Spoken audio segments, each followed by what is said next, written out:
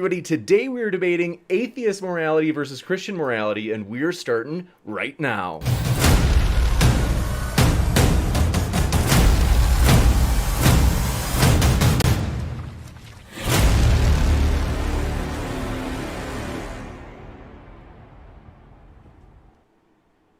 Ladies and gentlemen, thrilled to have you here for another epic debate. If this is your first time here at Modern Day Debate, I want to let you know we're a nonpartisan platform hosting debates on science, religion, and politics, trying to give everybody their shot to make their case on an equal playing field. So we do hope you feel welcome no matter what walk of life you are from. And hey, consider hitting that subscribe button if you love debates, as we have many more to come. So for example, you'll see at the bottom right of your screen, we'll have another tag team debate, in particular tomorrow with Tom Jump and Skylar Fiction partnering up against CJ and Smokey. So that should be a lot of fun, and many more after that as well. So want to get into it for today. Very excited. It's going to be kind of a flexible format where it's going to be about 12 minutes, and that's flexible, split by each side, followed by open conversation, and then Q&A. So if you happen to have a question, feel free to fire it into the old live chat.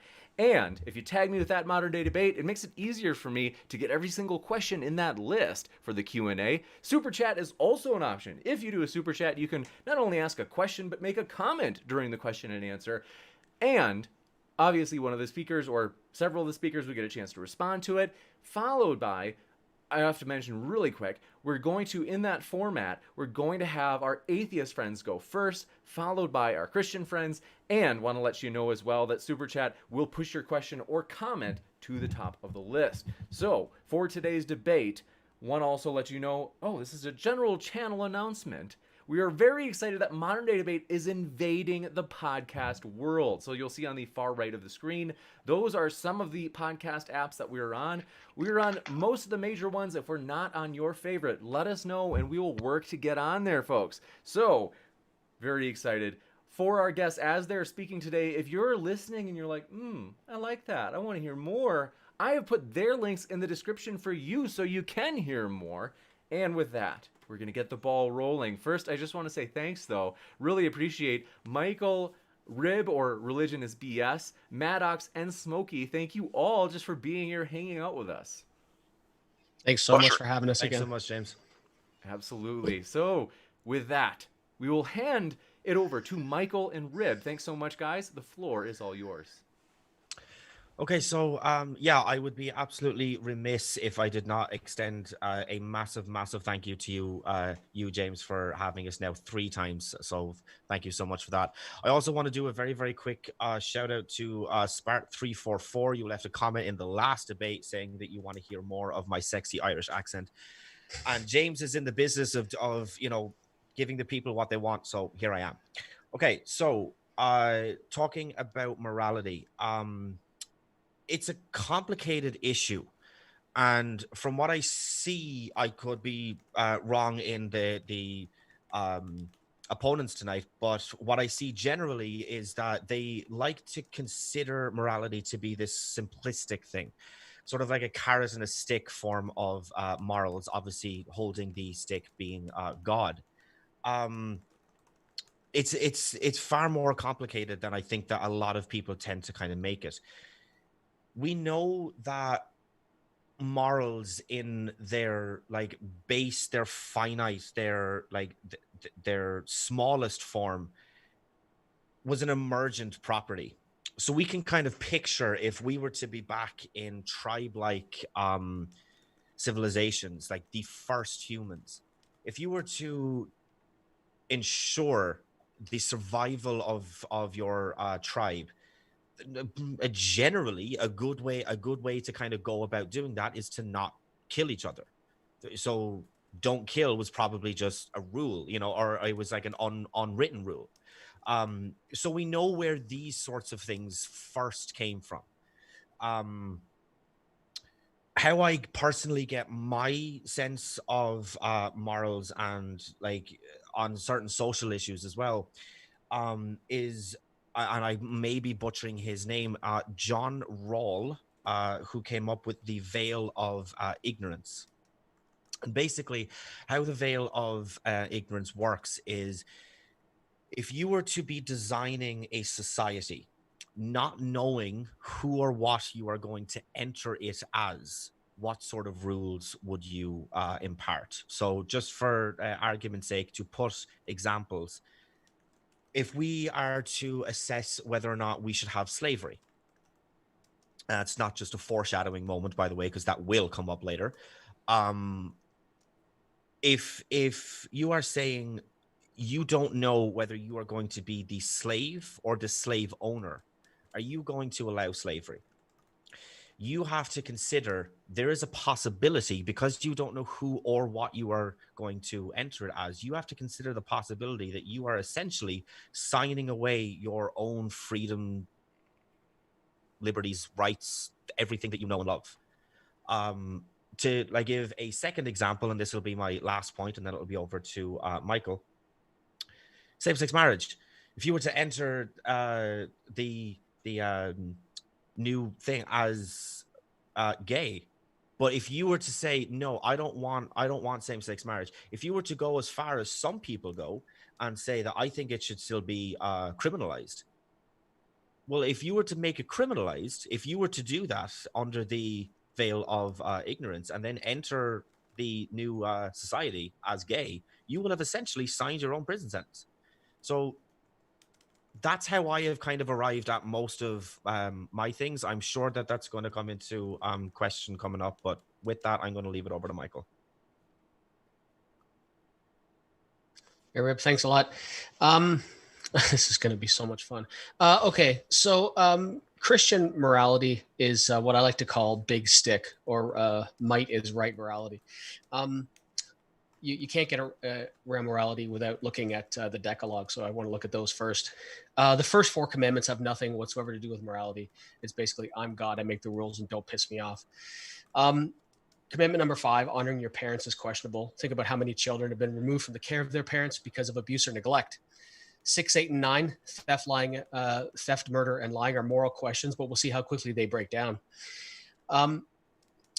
For example, there are times when lying is in fact the most moral thing you can possibly do. 7, clearly noted in the Bible, is flexible. It's about adultery. For instance, look at stories about Abraham, where he had many wives. This certainly brings one man, one woman thing into question. This is special pleading, and we'll get into that, I'm sure. Lastly, 10. I find 10 really interesting. The argument for coveting could be easily seen as the basis for the American capitalist society.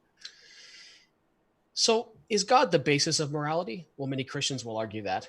What I'm referring to here is a Euthyphro dilemma. Is it God commands it because it is right? Or is it right simply because he commands it? You can't have it both ways. Now, our opponents do not like the Bible. John hasn't referenced it even once during our talks, and all Smokey's done is say how I misuse or misquote it without the capacity or even the willingness to show me how or when I did. I love the Bible, so I'm going to go with more Bible. I like pointing out exactly how horrible atonement is. Given that we are talking about Christian versus secular morality, I'm really curious as to how they're going to avoid using the Bible this time. How many times will I be told that I'm getting it wrong? I wonder how many times John will bring up 500,000 plus base pairs of something that codes for proteins that has absolutely nothing to do with morality. Further to the commandments, Christians like to bring up what Jesus allegedly said in Mark 12. Love the Lord your God with all your heart, with all your soul, with all your mind, all your strength. The second is this: love your neighbor as yourself. There is no commandment greater than these. I like to contrast this with Luke 14:26. If anyone comes to me and does not hate his father and mother, wife and children, brothers and sisters, yes, even their own life, such a person cannot be my disciple. I really love it when Christians apply apologetics to this, try to get around this rather sticky verse. They like to apply verse 27, where it says, if you don't carry your cross as I did, you can't be my disciple. And then what they imply, what is meant by this, is that you have to forsake people the way Jesus did. This is interesting because it contradicts the whole loving your neighbor thing, because you wouldn't turn your backs on people you love. And it brings the whole honoring your parents thing into question too. When it comes to morality, I have opinions, and so do others. I've heard the question asked, is it always wrong to torture a baby merely for one's own personal pleasure? This is used to try to demonstrate the superiority of Christian morality in some weird way. However, a simple reading of Ephesians 1:11 brings this into question. All things are done according to God's plan and decision. And God chose us to be his people in union with Christ because it was his own purpose based on what he had decided from the very beginning. So all suffering, and in fact, every single immoral act ever committed was precisely what God wanted to fulfill his purpose. Cool. Christian morality is based on the Bible. The Bible is horrid. And if your God is real, he deserves nothing more than this. Thanks.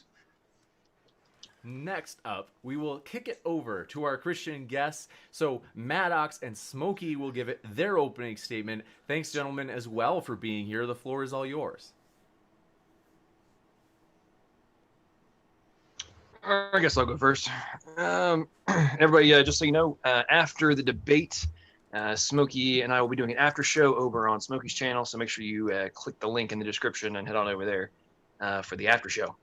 Now, as we enter this last and hopefully final round of debate, because we haven't really accomplished much, I asked the audience to consider how in the first two debates, and this will likely continue today, Smokey and myself have made arguments in favor of objective truth, a creator which is neither subject to time or space, and ultimately is the conscious entity to which we must answer.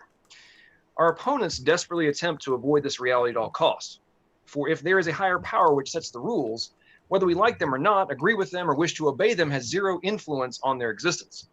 So listen to their arguments with intent, for I wager you will pick up on childlike rebellion and two men who inherently wish they could decide what is wrong, right and wrong, and their words are nothing but juvenile anger at the logical structure of morality.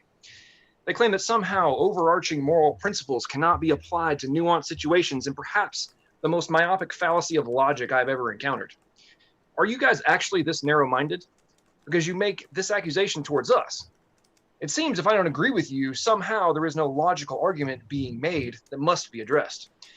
But beyond this, ask yourself, why is it that atheists claim to agree with the vast majority of Christian moral principles, with their primary objective just being who they are accountable to in regards to violating them and what is the source of their origin?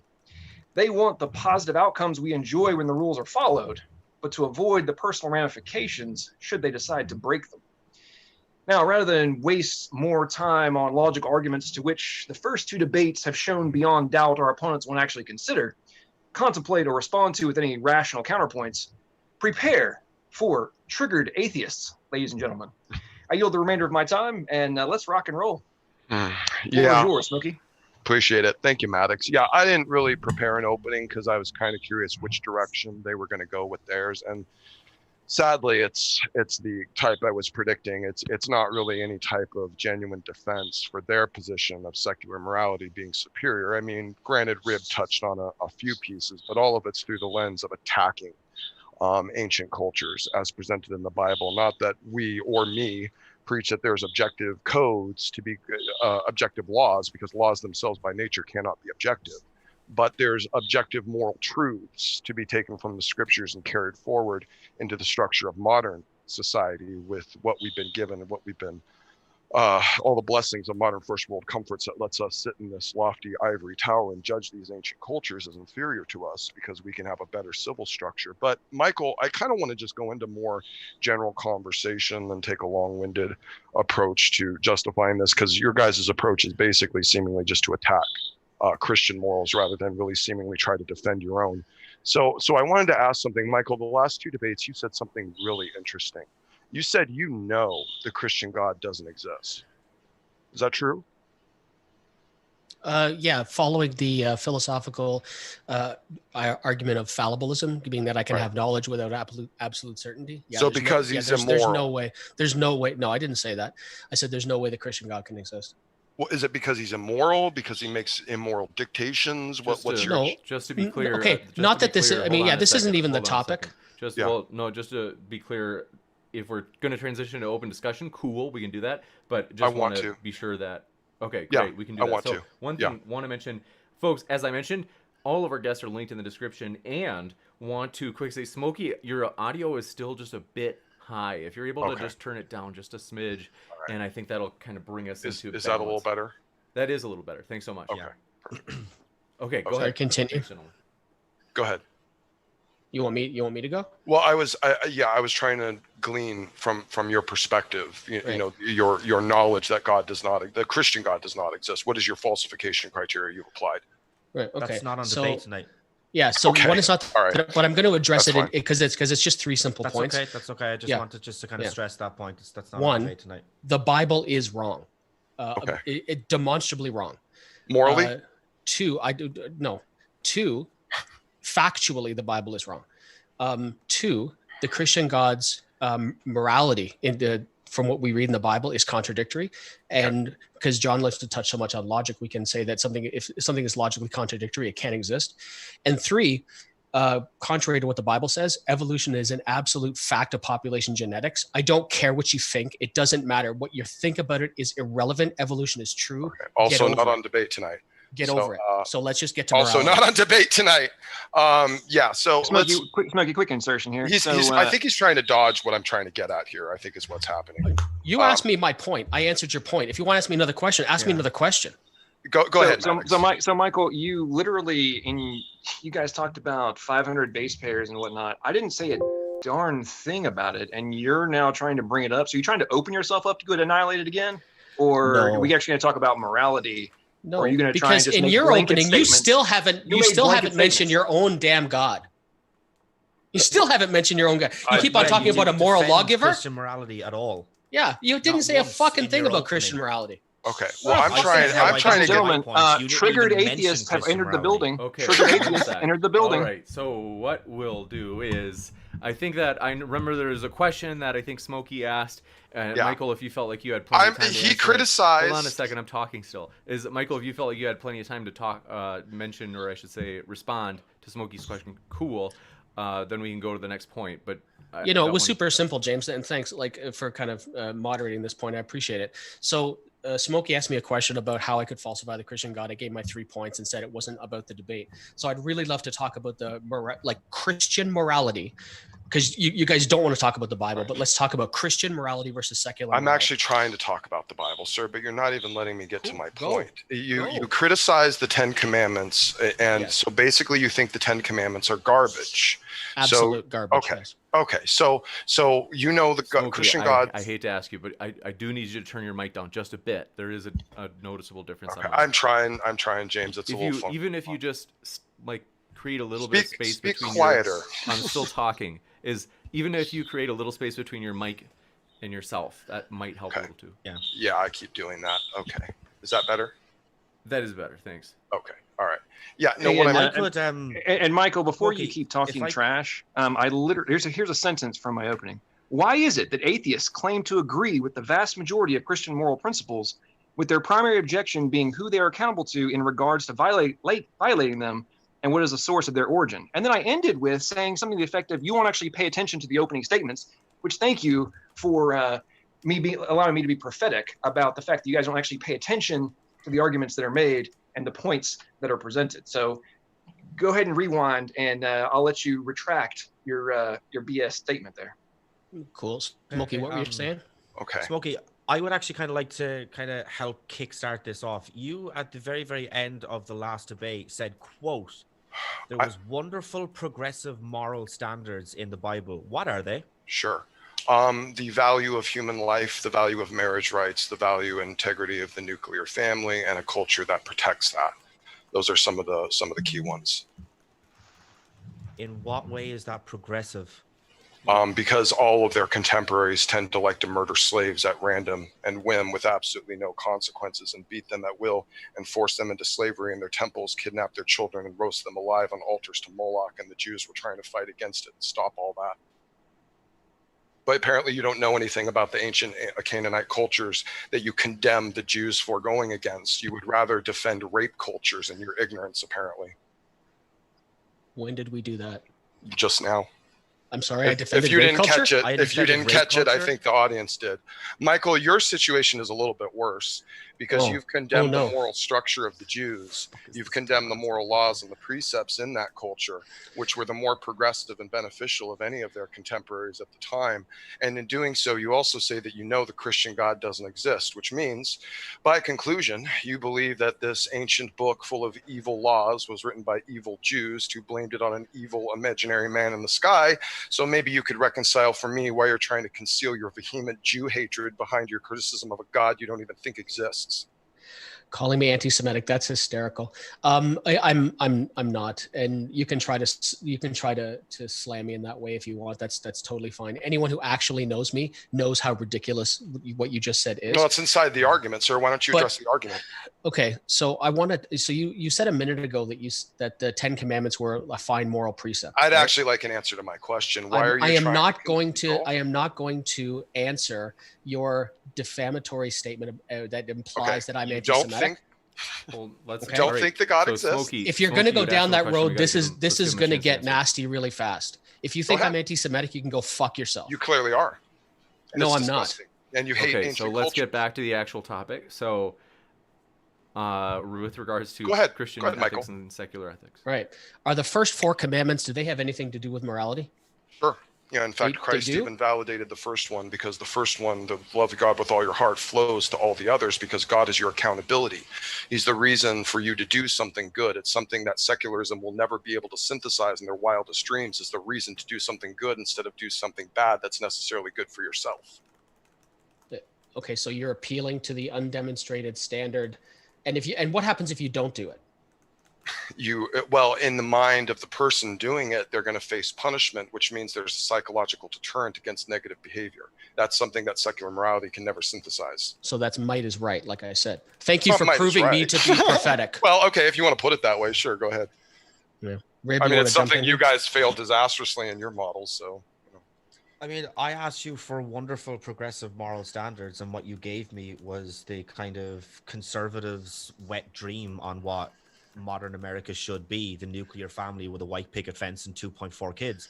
I don't see that as being progressive in any way, shape, or form at all, considering that the Bible It's also... interesting that you guys open up the argument to what is progressive. I'm still making a point. Let's let him finish this point. I promise we'll come right back to you, Maddox.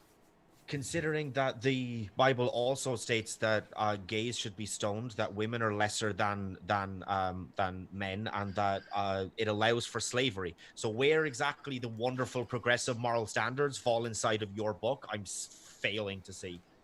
Okay, let's address that in the context of secular morality that you guys supposedly stand for. So in line with your points about homosexual activities, let's think about this for a second. According to secular morality, organizations like the Man Boy Love Association are getting legal protections, or being defended by the ACLU and other organizations around the world. So, per your secular morality, is it acceptable for grown men to, without legal ramifications, have sexual activities with young boys? What is your position on that? Is that progressive secular morality?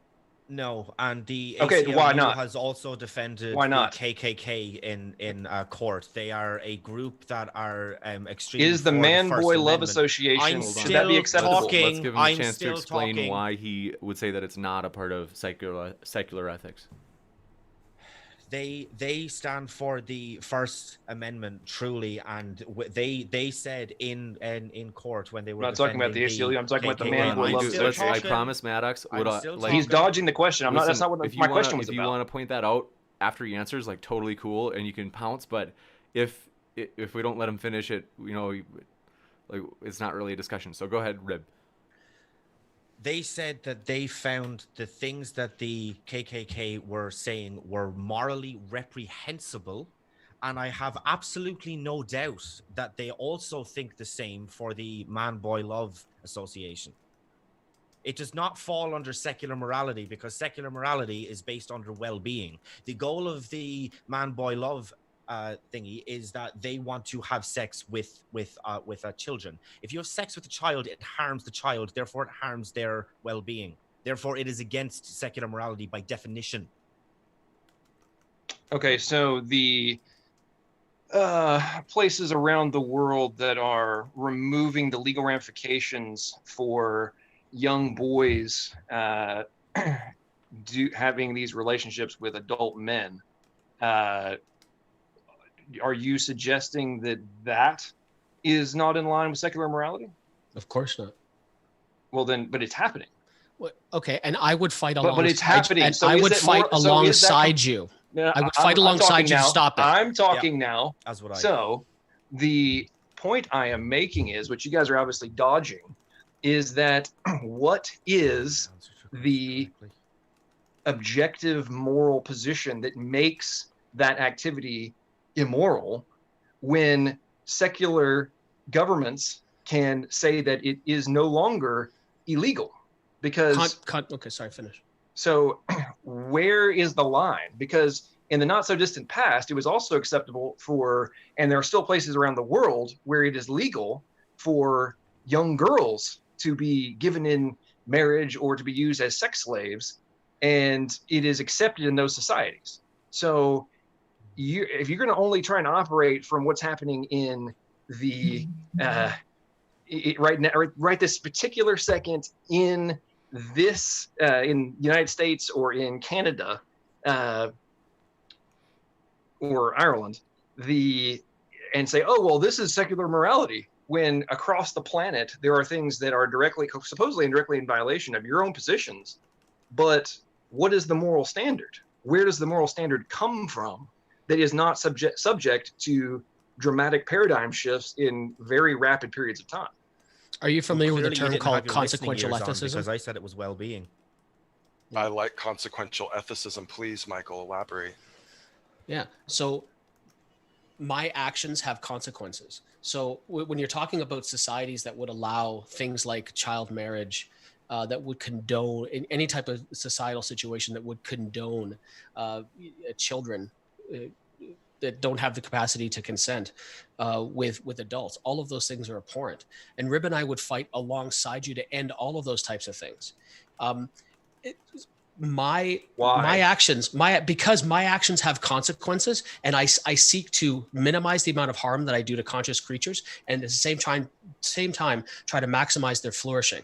You're not the one and doing all of it. those Somebody, things Rib's and the all one of those putting it in young things. boys' butts. Why is it wrong for him to do it, not you? If he was doing that, I would pay for all of our plane tickets to go to Ireland to take care of that. Okay, but that's not what's But it's happening. legal. But it's legal. Let's say it's legal in Ireland. So that it has to be changed. But why? It's legal under Did you just under make the the claim secular that I'm- secular law. Yeah. It's legal. I don't So think why? he's What's the dead. justification for us to go beat the crap out of Rib? Yeah. We're now the ones breaking the secular law if we go assault him for doing something that's legal. It's Because it's secularly. That's not Harm. secular law. I don't know why you keep saying that. It's not secular law. There are places around the world where it is acceptable. Well, I think what Then I they're would not- draw then to they're not guys. operating under secular law. Yeah, I wouldn't say Simple it's as. about. They are.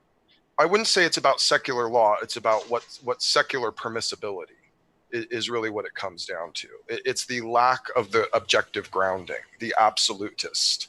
That even though I would probably agree with you guys that our Constitution in America is a secular document, it still draws to non-secular principles such as absolutist ideals for personal rights.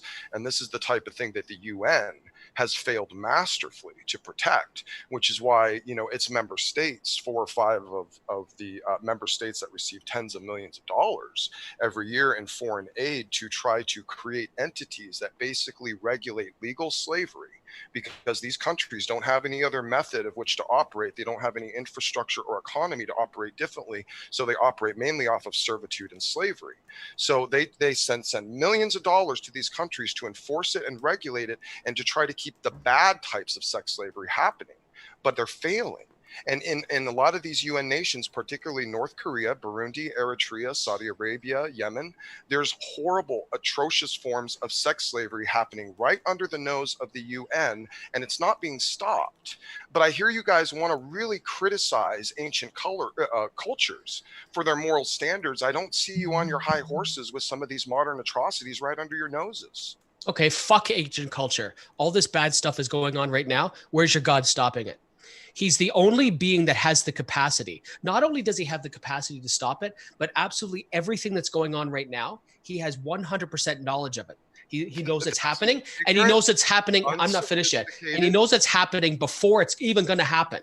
So this whole thing about, why doesn't somebody Atheists are triggered, ladies why and gentlemen. why doesn't your God come in and stop it?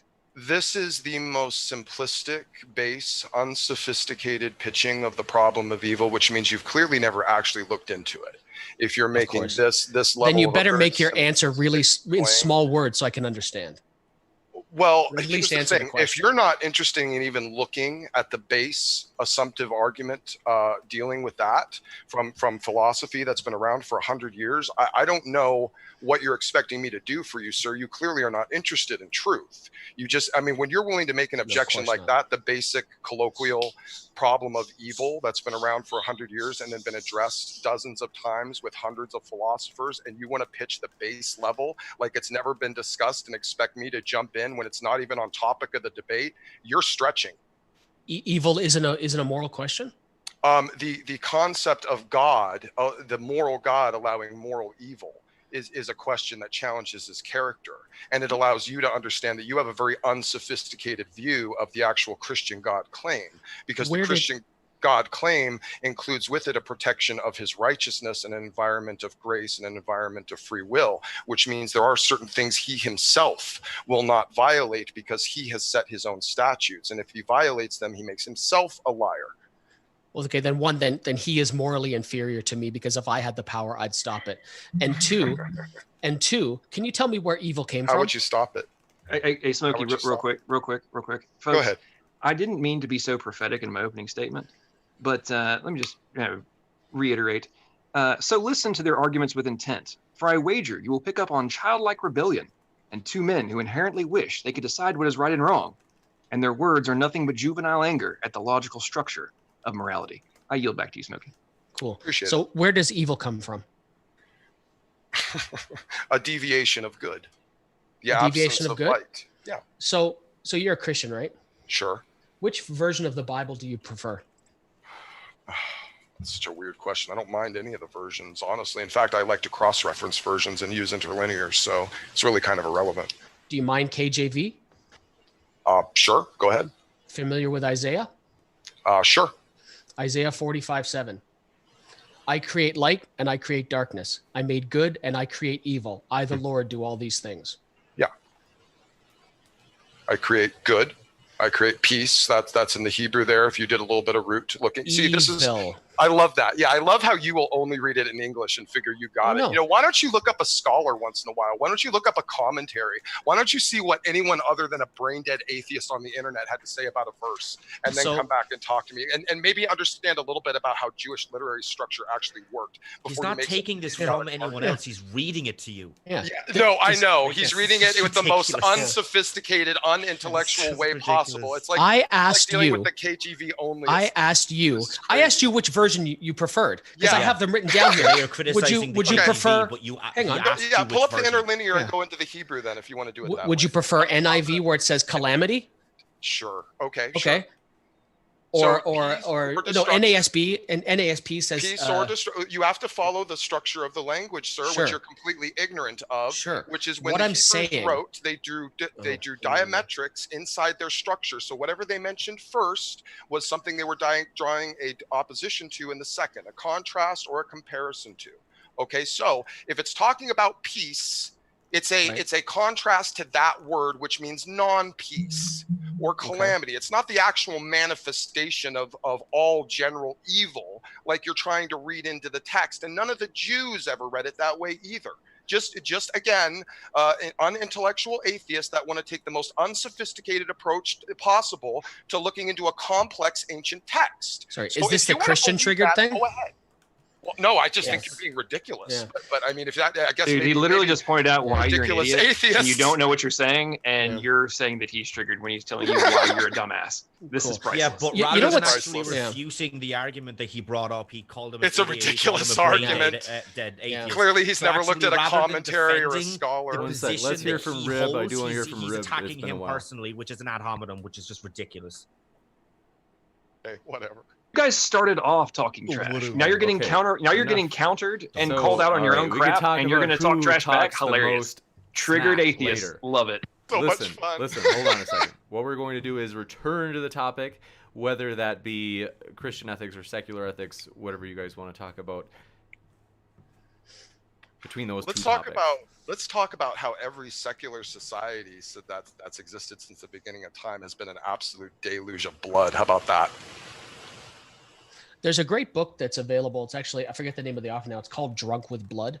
And it actually goes through chapter by chapter, book by book through the Bible, and lists all of the blood that's actually on the God of the Bible's hands. And it's an interesting read out there. For anybody, I suggest it's a tiny, yeah. I can't remember the name of the author, but it's nice attempt to save. It's fun. Nice attempt to save. It's a tiny fraction of what secular societies have done just in the last 200 years. Which one do you want to talk about? Hitler? Well, you want to talk about USSR? That was 60 million people. Sure. Yeah, that was horrible. Yep. Okay, that was a secular society that believed it needed to weed out certain people that were a danger to the facility of the society of what it was trying to chase. So it killed. It was 60 actually a million form people. of state worship, not really secular. Yeah. Yeah. Call it whatever you want. I think atheists are religious Well, enough. they're two in their own different right. things. So it's not just calling it whatever we want All right. to. It's two. How about different things. China? I've heard a lot of atheists try to tout China, the PKC, as kind of the modern utopia of secularism. What do you guys feel about that? Considering none of us have brought up China, why don't you address the arguments that we're making rather than other ones that you've heard from other Well, atheists? I'm just pitching that the idea that secular societies are just a cultural and civil nightmare. Unless you guys have an example to defend your position, I think that you guys are just basically a cancer on society. Sure, you guys justify every type of horrible, one, atrocious act in all of history. Not one secular society that operates under the root of secular morals being well-being has ever advocated for slavery, yet your book does. Yeah. Yeah. Do you want to talk about that? Sure. Oh, absolutely. Okay. Okay. Absolutely. Sure. What other economic instituted system would you have replaced it with if you were God? Okay, so we're not talking about indentured servitude. I would have said, "Thou shalt not own a person as property." Yeah. Okay. Something well, that's a bit of a problem. Easily could have done. That's a bit of a cultural problem, gentlemen, because we still own people today. We still own people in cultures today. We still own people in first world cultures today. Some of us are just more honest about it than others. For example, in America, our 13th Amendment, that was the abolishment of slavery, says that slavery is abolished except in instances of prosecution or basically breaking the law or after you've been tried in a crime. So we're at least honest about it in our country, that our prisoners are still very much property of the state and slaves. Yeah, see, that doesn't really fit. And the only reason that it doesn't is because to draw a true analogy between this, I'd like to finish because there's a point at the end of it for you to respond to. I get that there's a point, but there's a problem with what I'm saying. So no matter how eloquently you say the point, I'm still going to have an issue with it. So maybe we should iron this out first. As you wish. Okay. In order to draw a true analogy, I'm going to be going off of Exodus 21 verses 18 to 22. Given your example of a prisoner in a prison, if a security guard or if a warden was to beat a prisoner so that he didn't, but he got up in 2 days, if the prison guard wasn't fined, fired, or faced some form of punishment himself, everybody in their right fucking mind would be up in arms.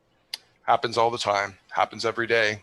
Happened in front of me. Yes, and they are up in arms and they face punishment. No, so no, it's they not don't. A true analogy. No, they don't. The thick blue line protects that. Yes, they do. But no, you guys just have a very, very pipe dream, fairy tale cloud version of reality. It's not fairy tale. I'm describing what happens. But no, I know what happens over here, and it happens all the time. What? Yeah, and I also have access to the fucking internet, so I know what's going on over there as well. Don't fucking use the fact that I'm Irish and thousands of fucking miles away to try and say that I don't know what the fuck is going on. Well, what I was trying to draw to my conclusion is that in a slave environment where people are in a subject of servitude, which by the way is still a lot of cultures today, that's how they have to function because they don't have the wonderful excess that we have to cultivate prison systems, which are basically just close, confined, antisocial environments where they're still beaten, hit with chemical warfare and prevented from any type of way of rejoining society. They're institutionalized, as opposed to an ancient culture that took their prisoners, took their deviants, put them into servitude positions,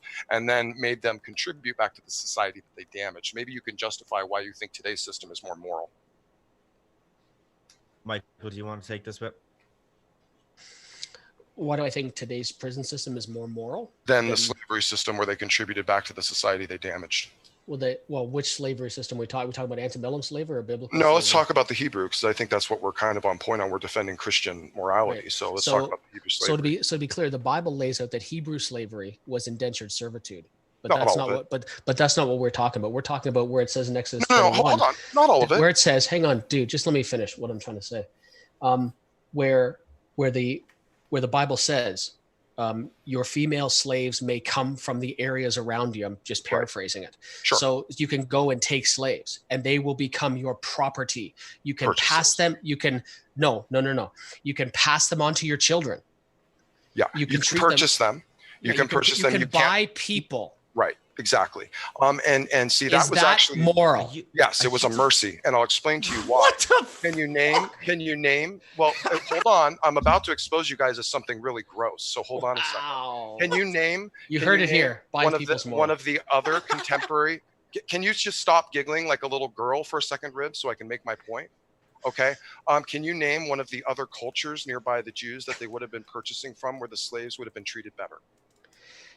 That's irrelevant because we're talking about the Bible and we're talking about biblical slavery. It's perfectly relevant to the point, sir. Now you're just trying to run from it. No. So when they were purchasing a slave from a foreign nation and bringing them in, and they were getting required days off, better types of treatment, they weren't able to be killed at whim. They weren't able to be beaten at whim. They weren't able to be used as any type of sex slaves. They had to be given marriage rights. They had to be treated like actual people. All the other cultures around them treated them basically like animals, the way that we treated them in the European slave trade, which, by the way, was a secular system based upon the incredibly amoral, disgusting evolutionary ideal that black people were basically animals. And that's what fueled the European slave trade for years. So it's your own ideology and methodology that you still promote to this day that is disgustingly racist and put the blacks in slavery in disgusting conditions, subhuman, animalistic conditions. That's on you guys, not us. Holy fuck, now I'm racist. Okay.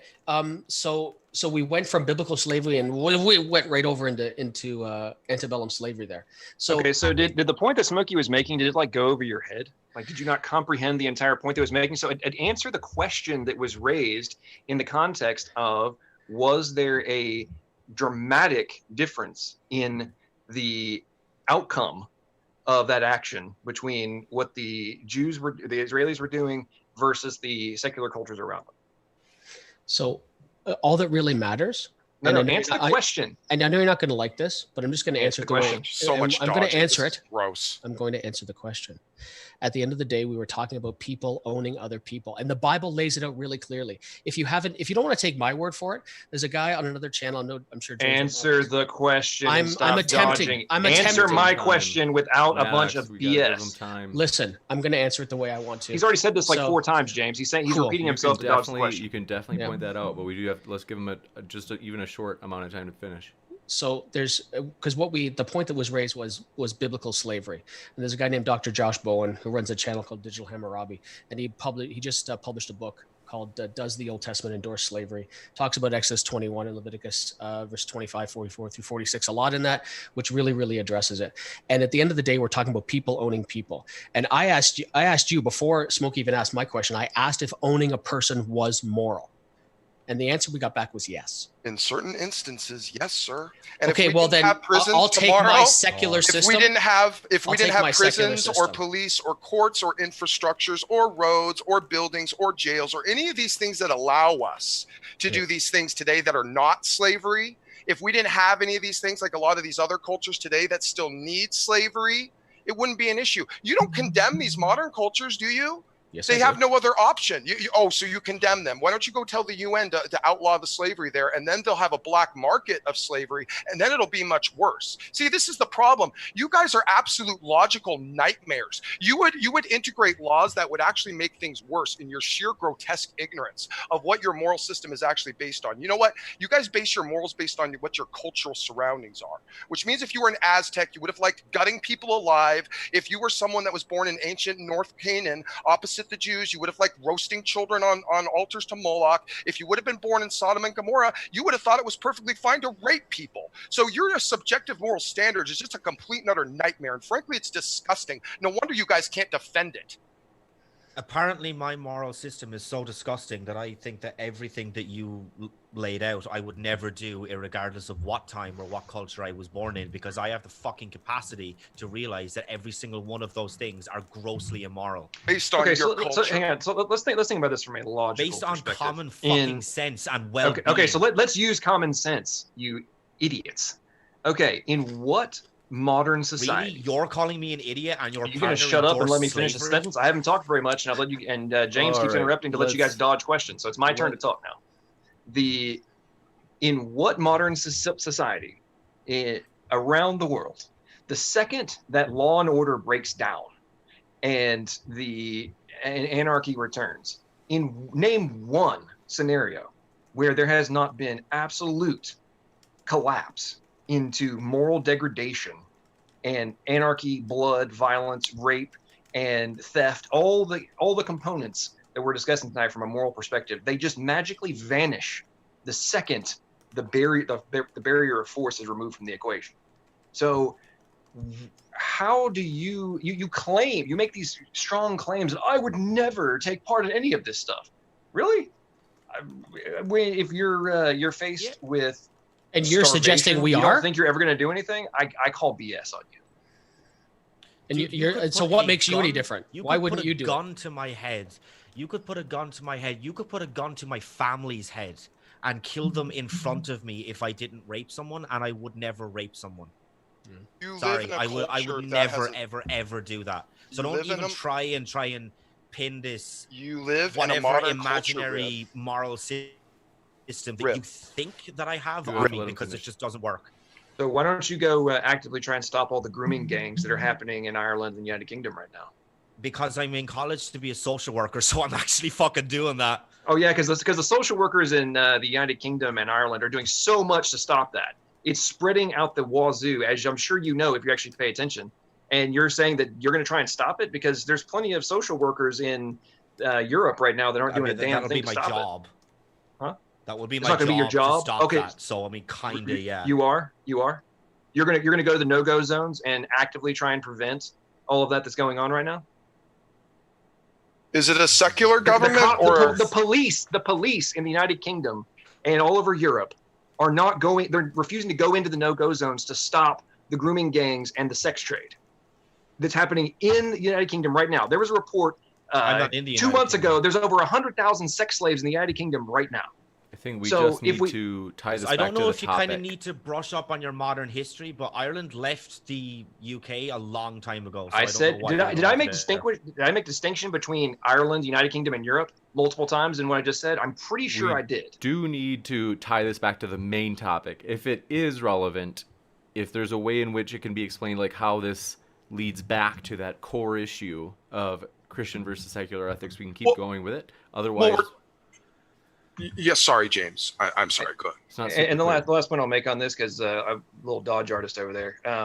By the way, it's rather clearly stated in Irish news sources that there's a grooming gang problem in Ireland. So I'm not really sure why you're trying to make a Dodge artist trying to tell me what I don't do and do not know about Europe, where I spent the first 18 years of my life. Go ahead, Smokey.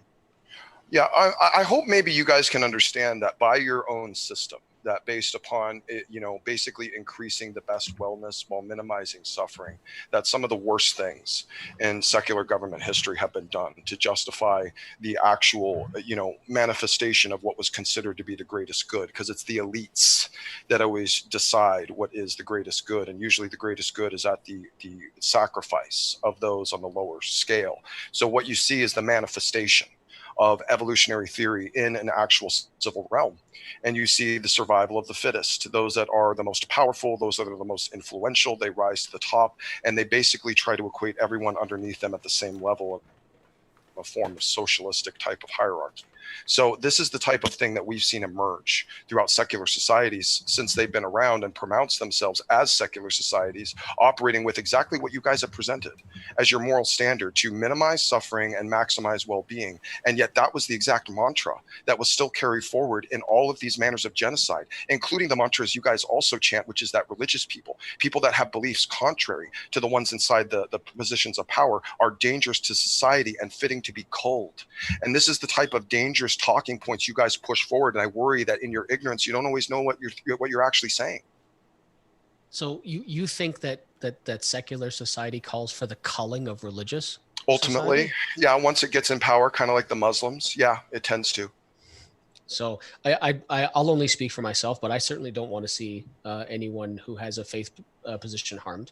I'm wondering if it's possible here for a second, because I see a lot of what I see, and I think Rib sees the same thing, is that you're attacking a secularity that Rib and I are not representing. So I'm wondering if for a second you could apply a principle of charity. Could you please steelman our position and tell us what it is we adhere to as secularists? I thought I just did. If that's what you think, you could not have. If that's what you think, you could not have been further off the mark. It was in your opening. You said to maximize well-being while minimizing suffering. And yes. One of the things you do that is genocide. You get there, you can follow that path to genocide very easily, and all the secular governments have done so. It's like when the USSR was taking advantage of the farmers. I'll explain. I'll explain. It's exactly what you guys promote, which is why you're really gross in your ignorance, but I'll explain it to you right now. The issue is that during the time like the USSR, when they were taking advantage of the farmers, they were starving them out, taking all the food and giving it to the city because it was better for the government, for the city to survive. So they were willing to wipe out and make all the farmers starve for the greater good. These are the types of moral atrocities that are all throughout history that you guys yourselves promotes, making you yourselves the ignorant moral monsters of the modern age. So even though we told you that's not what we promote, you're still saying we promote that. And even though Rib said that's not at all what we stand for, you're still saying that's what we stand for. It was in your opening, sir. Okay. So do you guys please explain to me how murder the atheist side, Maddox, I promise. Please explain to me how murdering anyone promotes their flourishing and well-being. I just did. Wow, I just gave you an actual real-world example. Dude, how slow are you? So I'm just sitting here, but fucking like I am just in. Yeah, clearly you're not even paying attention to what I'm saying because you're so triggered. You can't even hear what I'm respond. Because everything you're saying are the things that Rib and I would stand alongside you and fight against. Any type of these actual moral atrocities like genocide, we would stand beside you to fight against. Okay, Yes. so if you're in favor of standing against genocide, are you for or against abortion? That depends. I am okay. So it's a complicated situation. So it's subjective. No, hang on a second. Right? No, I'll explain it to you. I am pro-life. I believe that life is precious, that life should be protected. My pro-life stance is only overshadowed by my pro-choice stance. In that at the end of the day, listen, idiot. I'll just take a page from your book. Just sit there and listen for a second. You might learn something. Because my pro-choice stance is that at the end of the day, when it comes to abortion, bodily autonomy must win out over. In what scenario is it acceptable? I'm not to have finished abortion? yet. In I'm what not scenarios is it acceptable? He's not Screw finished the whole yet. body choice. I'm not finished yet. When is it acceptable? I'll tell you. So bodily autonomy has to win out. And that the final choice must be made between a woman and her health practitioner. In instances where I believe abortion is completely immoral. For example, if there are women who don't take responsibility and who just think you want to use abortion as birth control, that's disgusting. Yep. But if a woman is raped, or if there's an issue of incest or something like that, then having an abortion would be the most moral thing for that woman's health and well-being that could possibly happen. Okay, so issues like rape and incest. Okay, so are you stating that the only time it is acceptable for an abortion to occur, the only time, is if the pregnancy is the result of rape or incest? No, there would be other circumstances as well. Oh, okay. So when? For example, so are you familiar with the process of amniocentesis, where they check for things like spinal bifida or other deleterious? So if there's any You're kind gonna let me of finish? you're starting to Let's ask me a let him question. finish, I'm familiar with where Maddox. I'm familiar. He asked me a Maddox. question. He asked me Yeah, a you hadn't question if I was finished familiar asking with you the something. question. Wait a He asked if I was familiar with spinal bifida, another thing. Yes, It's my turn to respond. It's a long question. Okay, so something like amniocentesis is a medical procedure where they can test for things like spinal bifida, other types of horrible developmental deficiencies within the fetus, because we're not talking about a baby, we're talking about a fetus. That would, if the pregnancy was allowed to continue, result in the birth of a child that could have horrible health defects, so much so that they may not even survive, and they may live only a few short hours or a few short days in absolute agony. So in a situation like that, that would be another situation where performing an abortion would actually be the most moral thing you could do, because the only life that baby would have once born would be of pain and agony until it finally died a few days later. So the subject of abortion is a complex issue. It's not just this, that, or the other thing. There are lots of issues to be taken into account. Okay, cool. So two things. Number one, you said fetus, not baby. Okay, That's cool. right. So what is your definition of baby? Is it not a baby until it comes out of the woman's vagina, or it has a C-section? A born child. Oh, okay. So post C-section, it's a baby. That would also be a born child. Yes. Okay, cool. So if a child is born at, say, the current record of survival, which is 21 weeks, are you suggesting that the same application of rights to the life, even though it was born exponentially sooner than what would normally constitute a natural birth, are you saying that child is not should not be a recipient of protection? Does it have is it an autonomous being at that point? Is it surviving without the support of its mother's body? After you're born, are you autonomous outside of your parents taking care of you? Well, not No, necessarily. answer that question. After you're Not born, how long is it until you can take care of yourself? Well, okay. By autonomy, Autonomy. I mean, If you're born and you don't have a parent, are you going to die? Yes or no? by autonomy, what I mean is Yes the or capacity no. Answer the question. The capacity to perform life functions like breathing. Life functions are like eating, that's metabolism, breathing. Okay, after you're born, if you don't have a mother or a father or some other adult human, it is autonomous, feeding you and wiping your ass, are you going to die? Yes or no? Because society would step in and take care of that child. No. I said no. Society would constitute one of those entities I just delineated. So without a external force that is able to give you the nutrients and help you breathe and all that kind of stuff, without that entity, after you're born, once you've come out of the birth canal, is that child going to live or die? It would probably die. Okay, so it's not autonomous then, is it? No, you're not. Is it autonomous? Yes or no? You're not understanding the definition. You have a daughter, of correct? autonomous. I do too. My daughter just turned 10 years old. Until my daughter, it was really even now. Could my daughter really take care of herself if I wasn't around? Or some other adult took care of her? Could your daughter take care of herself? Does your daughter have developmental issues? I don't know whether your daughter can take care of herself. How am I supposed to know that? That's an interesting point. Can I jump in real quick, Maddox? It was an interesting point. I'll shut up in a second. Congratulations, Michael, on being the ultimate dodge artist who doesn't want to answer real questions and acts like a complete idiot when it comes to what is autonomous. Do I get a trophy? Go ahead, Smokey. Yeah, I was just curious because you had said that, like, in your kind of moral framework, that it would be okay to abort a child that had some sort of developmental disorder. Is there any moral issue? I guess you kind of take it that that's like a kind of mercy, like not letting them have to struggle to live through life type thing. Are you referring to the specific example I gave?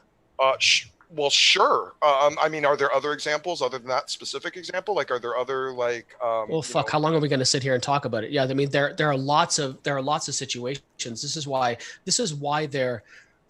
of the reasons why secular morality is superior to Christian morality, is that there isn't this fine line where it's yes and no.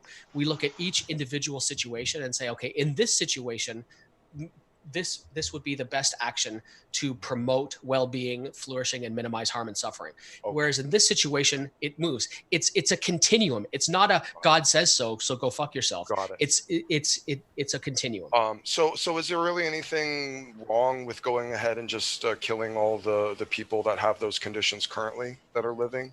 That's kind of a mercy too, right? No, I don't believe so. Well, why not?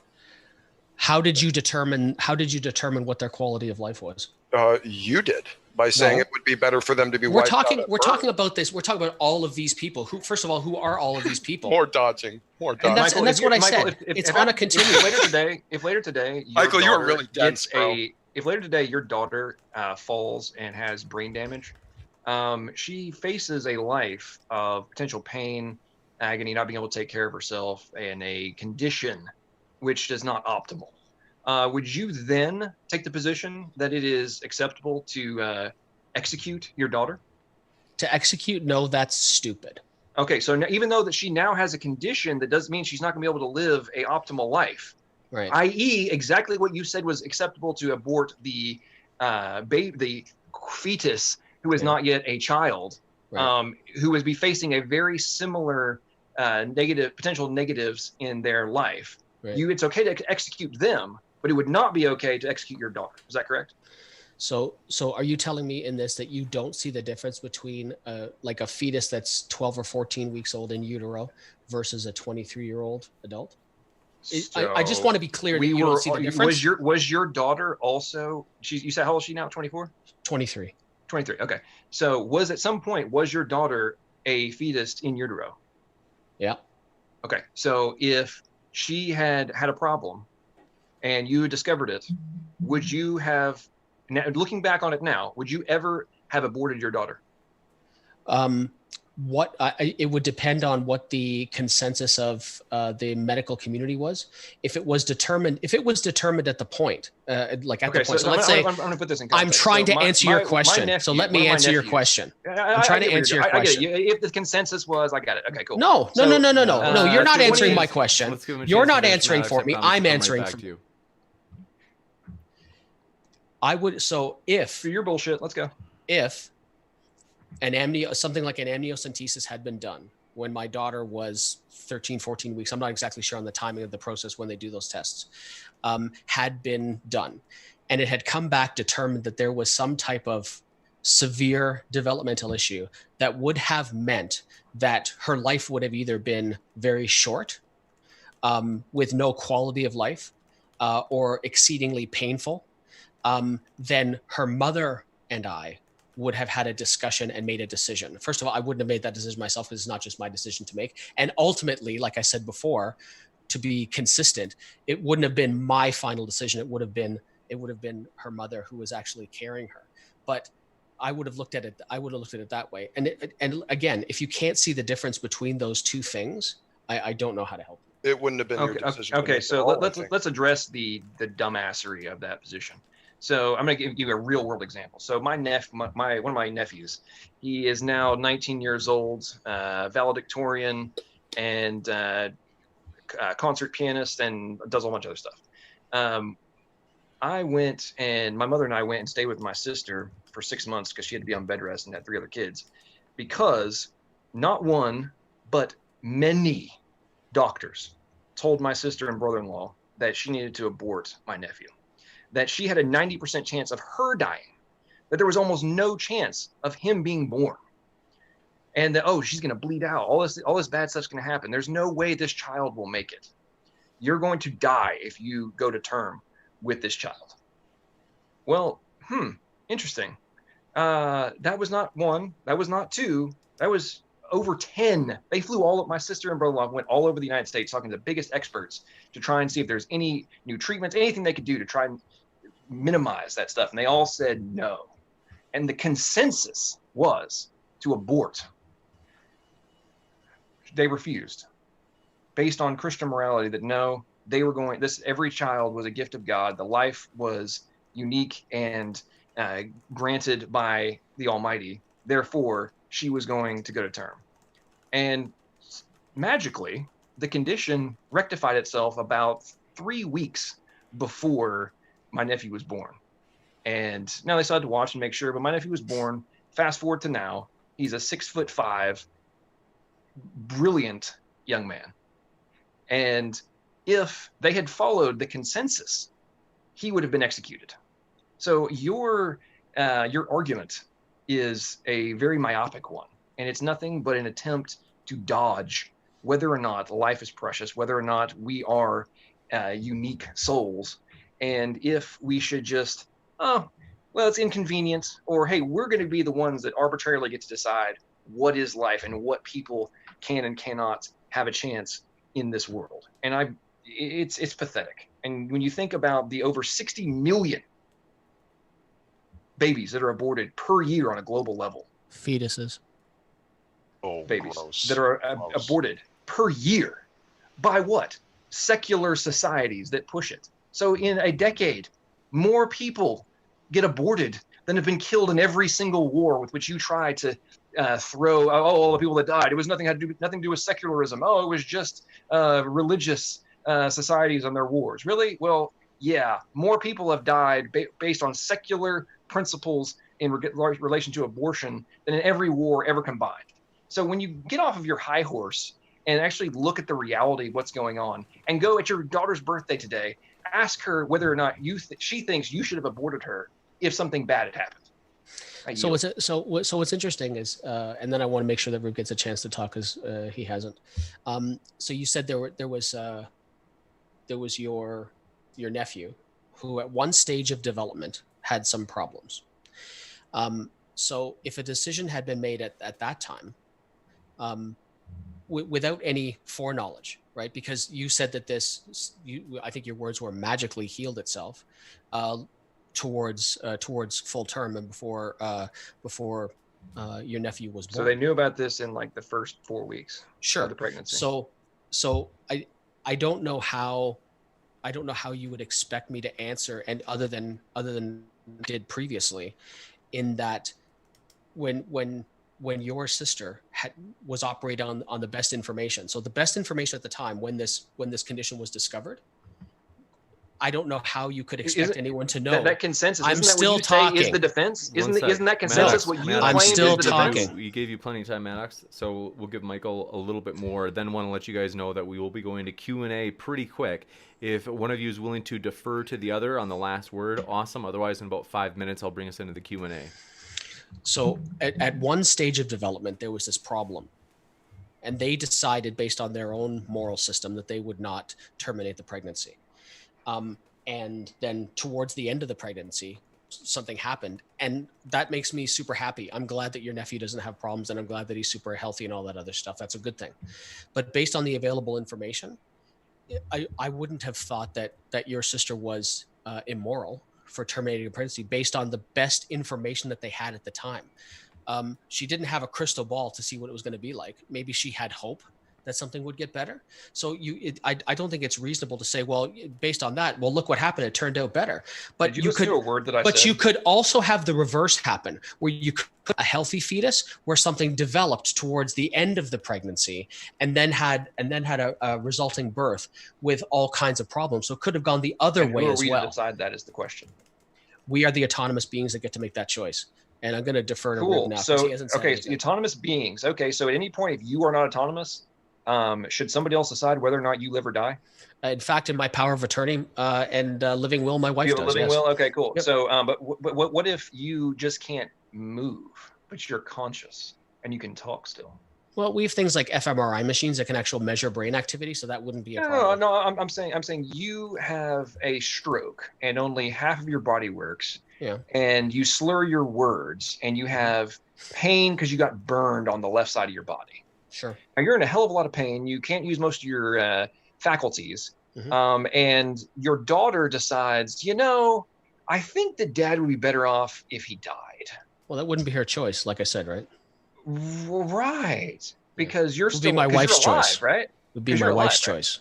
It would be my Your wife's wife's choice. dead. Your wife's dead. Sorry. Oh, fuck. You're killing off my family left, right, and center here. Well, I mean, you're just trying to dodge. So your daughter decides. Your daughter decides. I don't like to live in your fantasy. I'm getting hurt. We're in now your flipping fantasy. the script. You earlier said Sure. you would be in power to execute her. I'm saying now, flip the script. No, You're I now wouldn't an- be. Her mother would have been. I never said me. I always said deferring to the woman. Okay. I always said deferring to the woman. Okay, so fine. It's the scenario that I'm talking about applies to your wife then. Whatever. You're dead and your wife is in the scenario I described. Okay. In the reciprocal, per your argument, it would be acceptable for your wife to have executed your daughter. Now, because she might have faced all these bad things in life. Flipping the script, is it now acceptable for your daughter to execute your wife because she now faces a tragic future of pain and suffering? Actually, that wouldn't be the case. It's a Answer complicated the question: situation. should she have the privilege to do so? It's a complicated situation because well, just if I'll tell you why in my answer. I'll tell you why I can't reasonably answer your question because it's not a play, and you couldn't know this, okay? But my current wife is not my daughter's mother, so that it doesn't work out. So you'd have to give me an applicable situation.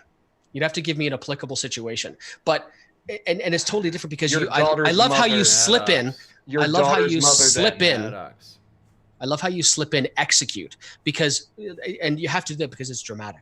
But we're not taught when a pregnancy is terminated, there is no intelligent argument. You are when a pregnancy is terminated, you are absolutely ending a life. I would not argue otherwise, but you're not executing it. It's not cutting something's head off. It's not like dragging something out and shooting and blowing its head off. It's not the same thing. But I really want to make sure that Rib gets a chance to talk. Okay, hang on. Do you even understand how abortions are done? A hole is punched in the brain, in the skull. Hang on. No. Give me 15 seconds. 15 seconds. No, I'll give you 15 seconds. You're an idiot. One of the methods for abortion is to puncture a hole in the skull of the child and suck out the brain with a suction cup. I thought you were going to say a straw. I thought you were going to say a horrible secular doctor sucked it out with a straw. No, it's done with a vacuum. You're a pathetic fool. I have a. I'll let Rip go ahead. If I could then close. Go ahead, Rip. Yeah, because we opened, so you should get the last word. I just want to say, Michael, thanks. It wasn't because I didn't think that you could. It wasn't because I didn't think that I could argue it sufficiently.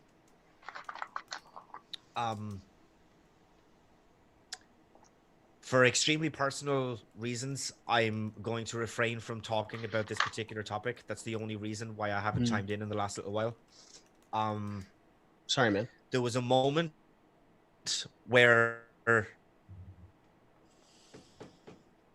I considered if I would, and I thought that I would, but I think, fuck me. I think that it is, if we just kind of want to bring this back to the topic, I think it is absolutely shameful, and I think that it is disgusting that I consider talking about why this issue was so personal for me, and I decided against it because of the type of Christian morality that has been shown here tonight. I did not think that I was going to get away with talking about my personal experiences unscathed. And that, I think, is one of the most tragic and the most upsetting parts about this entire thing. I'm sorry, I have to take a minute. All right. I just had I wanted to have a quick little response to Michael in terms of this, because your position, I guess, on a base level really kind of concerns me, especially when you interjected with fetuses. You know, it's only a fetus when someone doesn't want it. And when someone wants it, it's a baby. It's a baby as soon as they get it. And, you know, what's happened is it's somehow become okay to classify life based upon the arbitrary decision of the person carrying it. It's basically the same argument for slavery that you guys would condemn. You're on my land. You belong to me. I get to do with you what I want, including wipe out your life. That's the exact type of thing you guys claim to hate. And yet it seems to be the exact same type of thing you'll promote. And here's the issue. Here's the real issue. Let me make it real crystal clear for you, Michael, of why your position is just grotesque.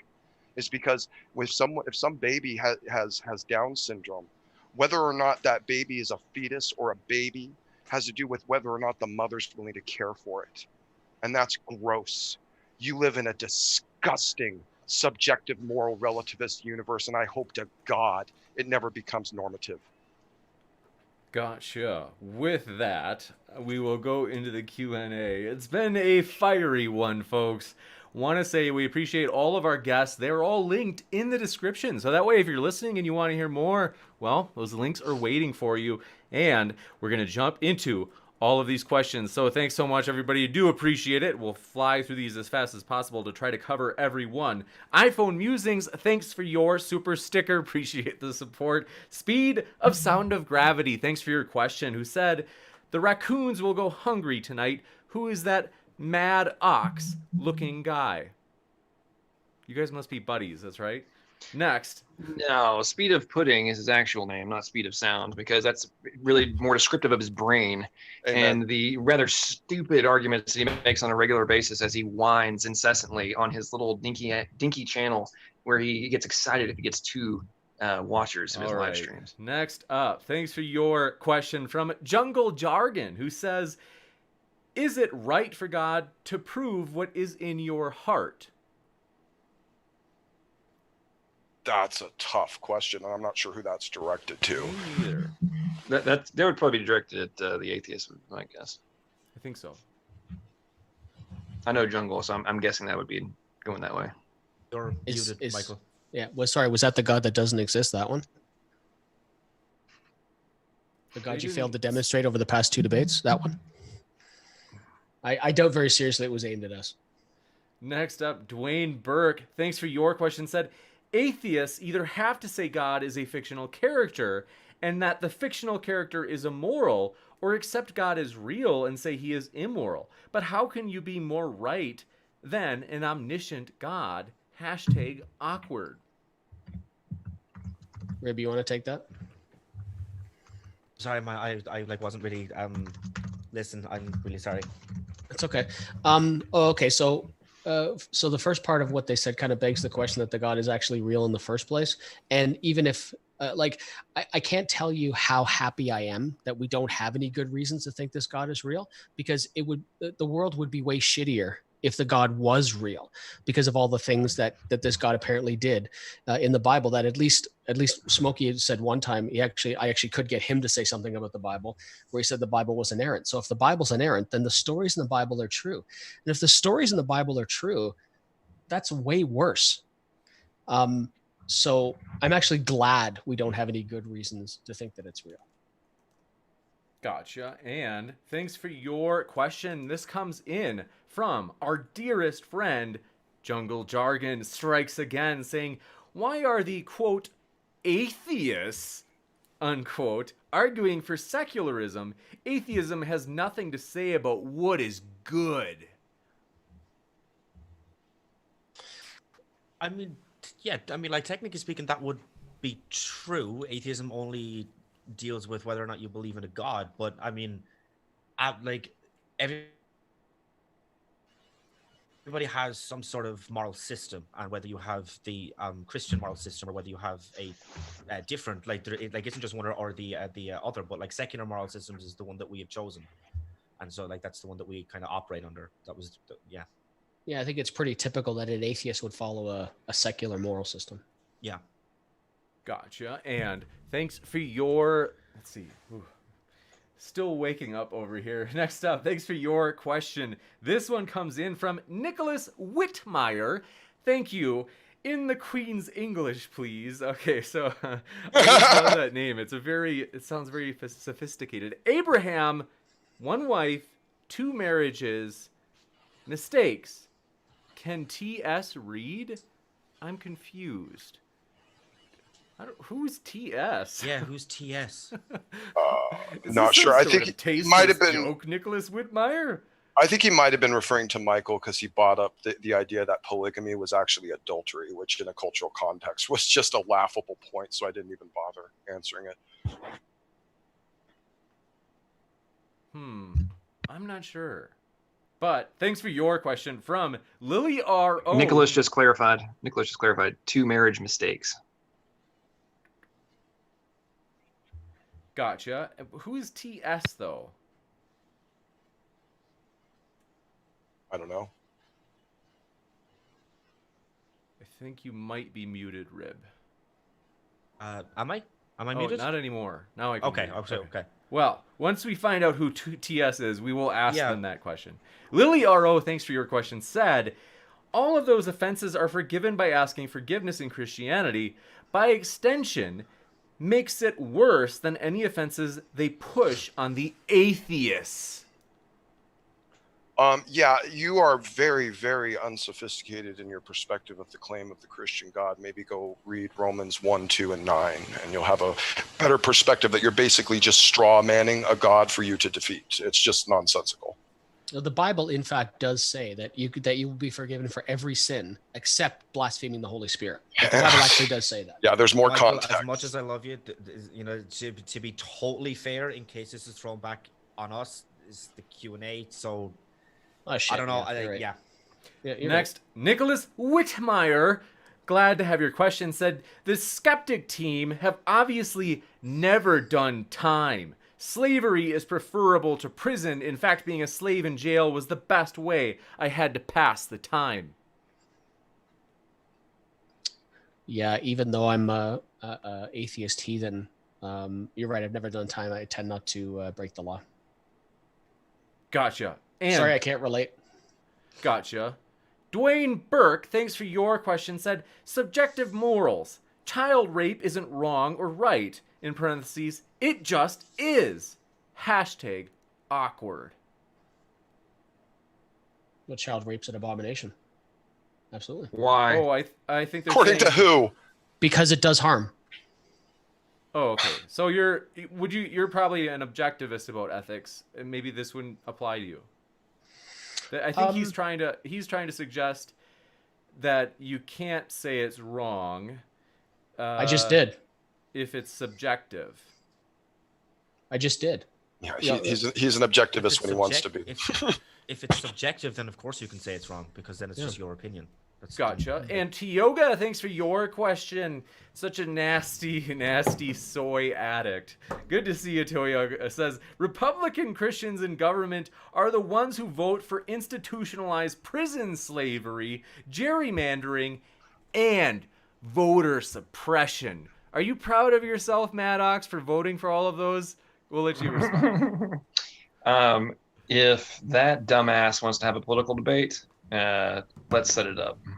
You And guys we'll are see which- they didn't And we'll see insult which me. we'll see which one of us ends as the victor on which position A I take, B he actually supports and is probably too ignorant to realize, and the historic evidence which supports my position. First So, of all, let's set it up. She didn't Okay, she. even insult you.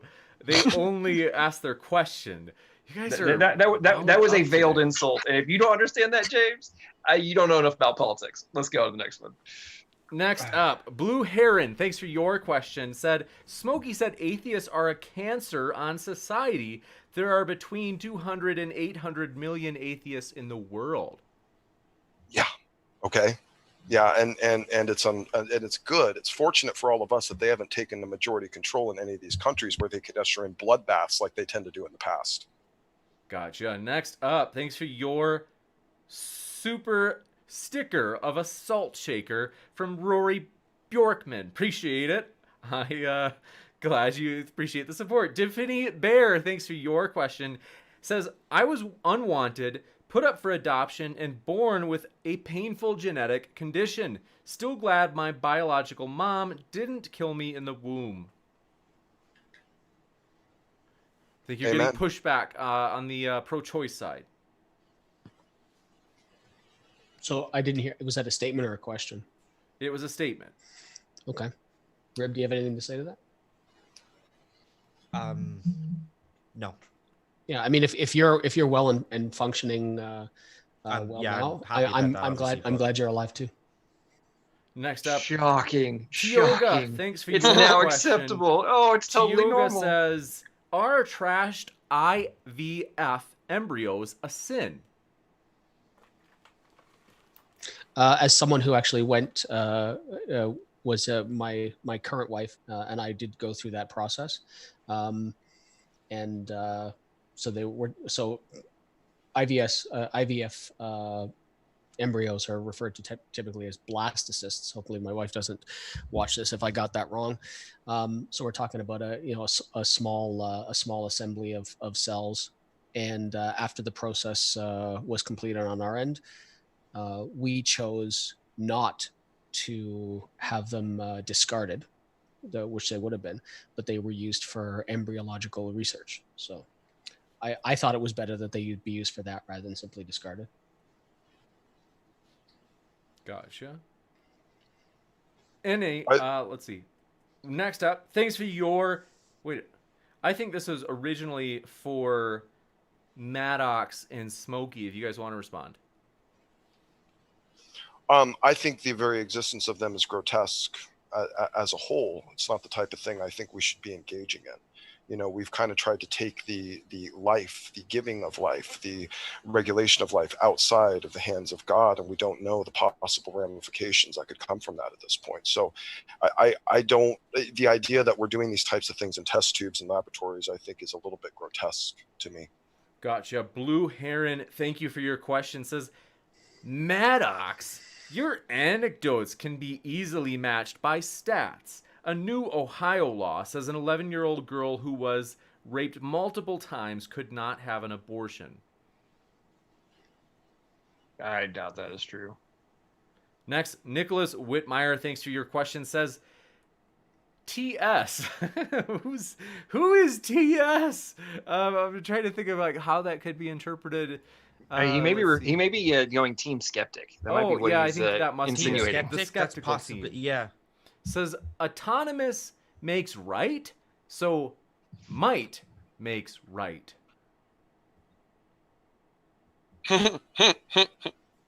Good point, Nicholas. I like that.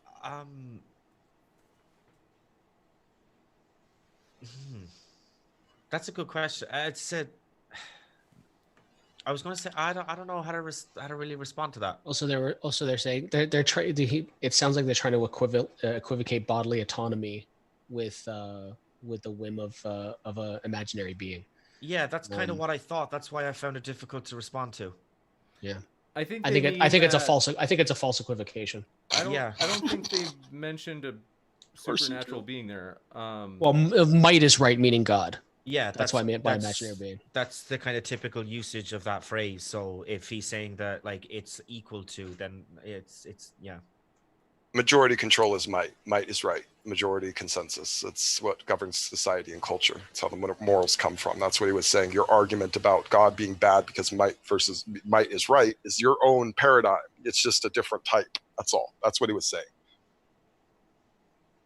Next question. Sunflower, thanks for your question. Said, Atheist, would you feel worse or more guilty if you bumped into a 2-week pregnant woman and caused her to miscarry, or if you just caused a sprained ankle? Sprained ankle, kind of obviously. Because if the woman in that situation was planning on having the child, then it's not up to me or anybody else, only her and her partner to decide whether, like, what. You caused the miscarriage by running into her. Yeah. So bumped into her and caused her to fall, maybe? I mean, yeah, but a lot of times asking would I prefer to have to bump and cause the miscarriage or bump and sprain her ankle? So I mean, I don't think that's what she meant by it. I think she said, would you feel more? That's the understanding that I got. I would obviously. I'd feel more guilty if I. I can try to clarify that because it is. This needs clarification, really. Wow. Imagine there's a person who is pregnant, and if you bump into her, all things being equal, would you think it's worse or feel more guilty if the pregnant woman tripped and had a miscarriage or tripped and had a sprained ankle? Oh, well, obviously the miscarriage, that would be horrendous. Then yes, I would feel worse if she had a miscarriage. Gotcha. And Fat Man, thanks for your super chat, says, Maddox and Smokey, do you support the death penalty under any circumstance? I support the death penalty under many circumstances. Then you're not pro-life. You're not pro-life, you're pro-birth. Yeah, that's because the children are being held to a standard of convicted criminals. Sure, guys, that makes sense. Good equivocation. Disgusting. Okay, so let's think about this. The state executing people, then you're not pro-life. So again, Whatever, I haven't responded to the last Maddox? several. I haven't responded to the last several. So, Michael, your So you 23-year-old can respond. daughter's Don't ask me a birthday. question. Just respond. Don't ask me a question. If you come across some man beating and raping your daughter and you have a gun, are you going to shoot him or are you not going to shoot him? Yeah, I have a gun in my hand. You have a gun in your hand. He is going to kill your daughter, and he's in the process of raping her. He's going to choke her to death if you don't kill him right now. Are you going to kill him or be like, no, I'm pro-life? No, I'm going to kill him because we're not pro-life in every instance. Exactly. Neither are Okay, we. so isn't that the your entire point point of supporting the death penalty in certain No. instances based on people who have committed acts that are worthy of being removed from society? No, and the simple defeater for that is because there have been lots of innocent 7% people that have been of the time that you get it executed. wrong? You guys Okay, are. and there have been lots of babies that have been Nightmare. aborted that would have survived. I'm gonna just to keep things moving. Fat Man, thanks for your other question. Says, Smokey and Maddox, I'm not sure, but do you support modern day slavery for economic reasons?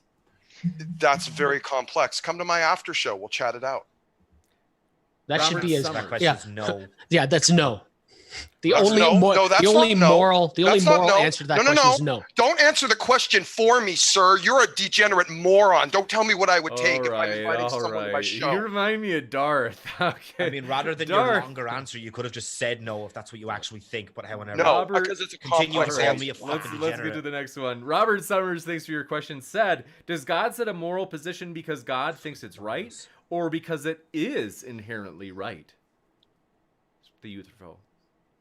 Yeah, they never addressed it, but There is an absolute standard that's connected to what we would call in the Christian world goodness, that is tied to God's nature, that couldn't be anything other than good because it's part of his nature. It's an extension of him. So in a way, the eternality of goodness is coexisting with God.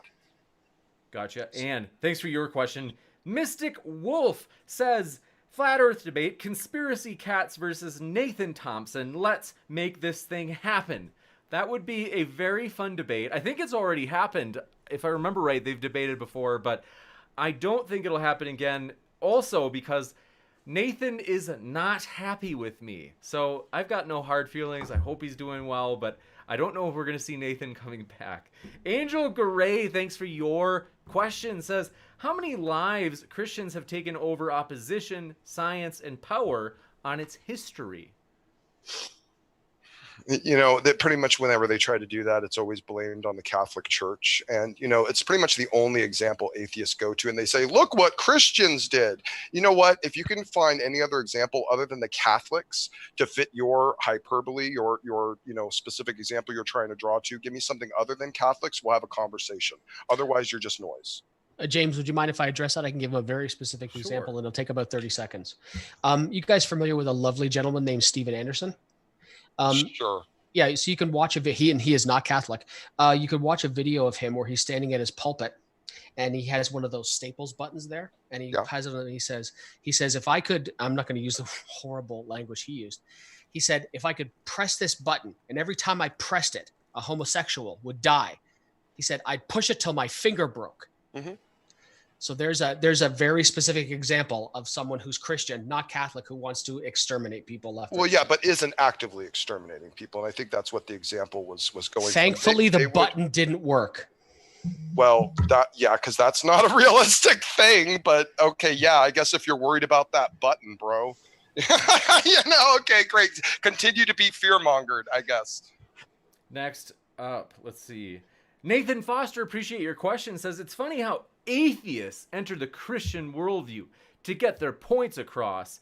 I mean, if you don't believe, why argue? Human reasoning, maybe? Unfortunately, we have to step or attempt to. I try to step into the Christian worldview, but it's so silly that I have a hard time with it. But you have to step in there because you have to make all these silly assumptions in order to try to come to some kind of understanding through argumentation. Because so many Christians will say, well, you have to start, if you start with this, then it all makes sense. And it's just, I don't know. I'm going to respond to that real quick. So again, in my opening statement, which I literally wrote 10 minutes before we started, I guess I was being inspired by prophecy. But beyond this, ask yourself, why is it that atheists claim to agree with the vast majority of Christian moral principles, with their primary objection being who they are accountable to in regards to violating them, and what is the source of their origin. So thank you, Michael, for yet again proving me to be a prophet and being able to anticipate the stupid positions that you guys take while Short and sweet. saying that the moral position is correct, but it's just wrong in how we come to it. Got to give You're Mikey, you're not Mike- prophetic. It's just in your head. Next, brothers, thanks for your statement, criticism, I don't know. Says, Icky Smoky. They didn't use the word smoky, but that's what I'm going to say. Said, That's okay. I'll go to church if you just stop the laugh. Yeah, that's rage. That's the raging idiot. And I'm just not, yeah, whatever. Dude, you know what? You're the one that ran away from a debate. We had a moderated debate on this platform. You ran because you know your position is indefensible because you're a disgusting human being. All So you right, want to have a let's- debate, let's come keep on it into modern short. day debate and His we'll was do it. short. We're going to keep it short. Robert Summers, thanks for your question. Said, cool. So we don't need God for moral positions. Thanks for making that point, Smoky. Okay, beautiful. Thank you. Appreciate it. Amen. Gotcha. And thanks for your, we can get through some of the standard questions as well. Thanks for your question. Iron Charioteer, long timer, says, ask the theist, aren't you borrowing from the secular worldview when you use science, reason, and logic for your defense? The Bible says just believe without evidence. That is not what the Bible says. It says to test everything and to get rid of what is bad and keep what is good and to study to show thyself approved. Again, straw man Christianity. It's the only type of Christianity that atheists can defeat. Good job, dude. Go read a book. Gotcha. Quote on that. And What's the Chris chapter and Keith, verse? thanks for your question, says, Rib, ask a question for Rib. If he was in a coma Yeah. and completely paralyzed, should he have a chance to come out of that coma?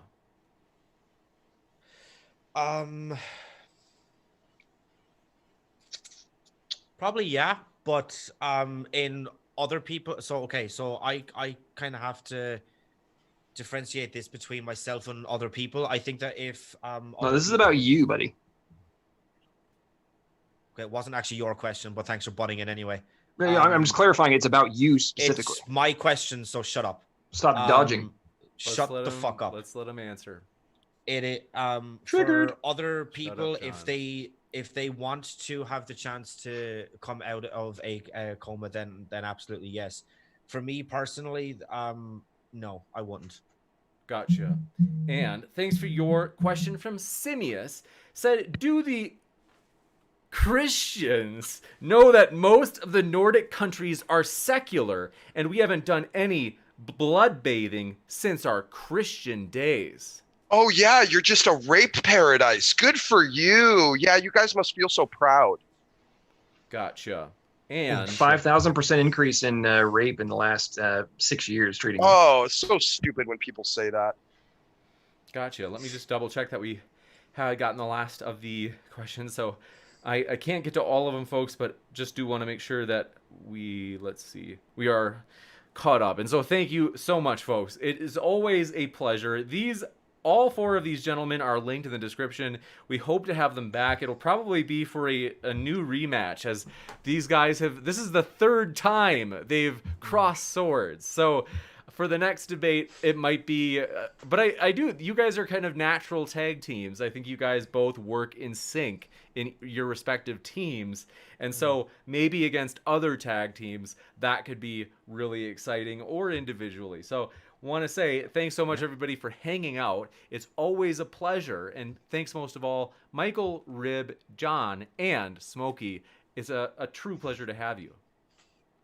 Beautiful. Thanks so much, James. James. Appreciate Thanks it. so much, y'all. Hey, everybody Thank you, that's still thank you. listening, after party is kicking off over on Smokey's channel. As soon as we get done here, head on over to Smokey's channel. Let's 2 have some fun. seconds. You guys come on and talk about it. Mystic Wolf, thanks for your last minute super chat. Just squeezed it in. Said, killing someone in the moment to save your daughter is not the same thing as the state executing a criminal. One saves your daughter's life and the other has no impact on her survival, only the survival of the criminal. My goodness, that is okay. That's just so dumb. I mean, just look at what's happening in the whole COVID madness right now. We've been letting murderers and rapists and violent people out of jail. And what have they been doing? Not all, but many of them have been committing the exact same type of crimes that put them in jail in the first place as soon as they got let out. So there's been multiple murders, multiple rapes, and other violent actions that have occurred from people who were let out of prison. I mean, I don't understand how that makes any sense when you actually look at reality. Gotcha. And want to say thanks so much, everybody, for your questions. We will be back as Skylar Fiction makes his return tomorrow. It's been at least a month. I think it's maybe been months since Skylar has been on. He'll be teaming up with his twin brother, Tom Jump. They'll be taking on CJ and, you guessed it, that cute and cuddly bear on the right side of your screen, Smokey. Smokey, I couldn't find your picture. I put Smokey Bear in your picture. So Did you really? Next up was Fat Man. Last minute super chat says, Maddox, I would never come to your after show. You told me everything I need to know about you. You're a hypocrite. You know, it's a very common trend. There's so many trash talking atheists, keyboard warriors that somehow lack the proverbial C.O. Jones to come back up their statements, mono, e-mono, or man to woman, whichever one you are. So when you grow a pair, let's have a conversation. There'll be open mic if you want to come and talk some trash. Come on in. We won't bite much. Gotcha. And so with that, thanks so much, everybody. We are excited. It's always a fun time to be with you. I am excited about the future, folks. You guys make it great. You make it fun. And so thanks to everybody watching. And once again, thanks to our guests. It's been a true pleasure. Thanks, James. Thanks so much, James. Absolutely. With that, take care, folks. Keep sifting out the reasonable from the unreasonable.